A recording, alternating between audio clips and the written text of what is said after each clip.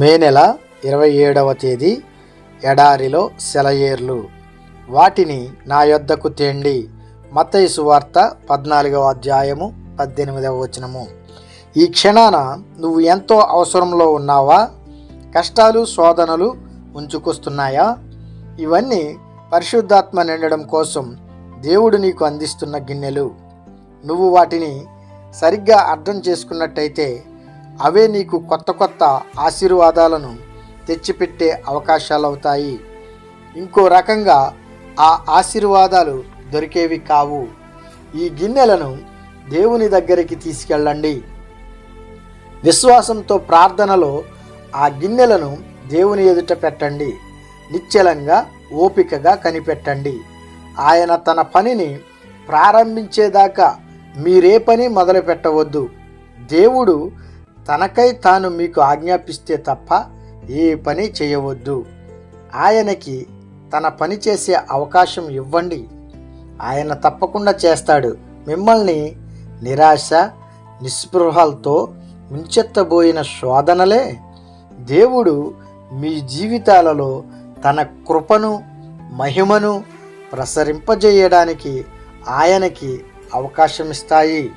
ఇలాంటి అనుభవం ఇంతకు ముందు ఎన్నడూ మీకు తెలిసిన అనుభవం లాంటిది కాదు. వాటిని నా యొద్దకు తేండి. కాగా దేవుడు తన ఐశ్వర్యం చొప్పున క్రీస్తేసినందు మహిమలో మీ ప్రతి అవసరమును తీర్చును. ఫిలిప్పీలకు రాసిన పత్రిక 4వ అధ్యాయము 19వ వచనము. దేవుడు ఆయనలో దొరకనిది లేదు కదా. ఆయన ఐశ్వర్యంలోని మహిమ ఎంత తీసుకున్నా తరిగేది కాదు కదా. యేసుక్రీస్తు ఎన్ని ఇచ్చినా ఇక చాలించడు కదా. నీ అవసరాలన్నిటినీ ఆయన ఐశ్వర్యంలో నుంచి తీసుకోవడం అన్నది ఎంత మహద్భాగ్యం. ఆ ఐశ్వర్యాలన్నీ మన కంటబడినప్పుడు మన పేద అవసరాల మాటే మర్చిపోతాము. మితిలేని ఆయన సంపద అంతా నీదే. ఆ ధనాగారాల తలుపులు నీ కోసం బార్లాగా తెరిచాడు. ఆయన హృదయంలో నీ మీద ఉన్న ప్రేమ వలన అమాయకమైన విశ్వాసంతో వెళ్ళి ఆ బొక్కసంలో నుండి ధనరాశులు తెచ్చుకో. ఇక మరెన్నడూ మనుషుల ధనానికి ఆశించవు, మనుషుల మీద ఆధారపడవు. నా గిన్నె నిండి పొర్లుతున్నది. కృపగల క్రీస్తుని కోరుకుంటే కోరినవన్నీ నిండి పొర్లుతాయి. ఆయన నింపిన ప్రతి గిన్నె అంచులు దిగజారి కారుతుంది. ఆయన నదులు ఉండవెప్పుడు ఎండిపోయి జీవం తప్పి. ఆయన సమృద్ధిలో నుండి వచ్చేది తరగదు ఎప్పుడు.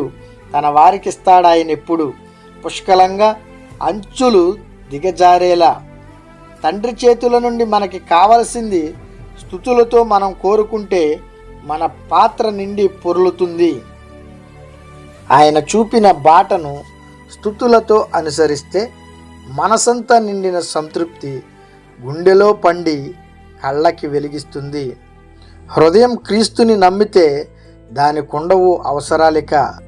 సర్వం నిండిన ఆయన ప్రేమను సర్వజనాలకు స్వరమెత్తి చెప్తే మన గిన్నె నిండి పొర్లుతుంది. అందని శిఖరాలు, అంతులేని అగాధాలు, మనసుకు అర్థం కాని దేవుని ఆపేక్ష తెలియవు మనిషి తెలివికి. కలకాలం ఆయన స్తుతిలో ఆశ్చర్యంలో కాలం గడపటమే మనకి తెలిసిన కలిమి.